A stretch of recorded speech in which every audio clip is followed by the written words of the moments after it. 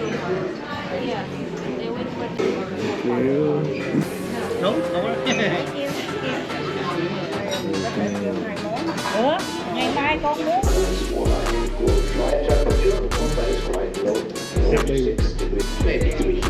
Vô Đức. onboard offer and special sale on all of the Honda 7 midship and onboard services.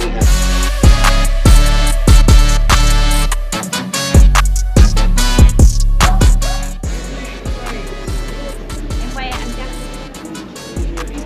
Cái thứ hai trên tàu.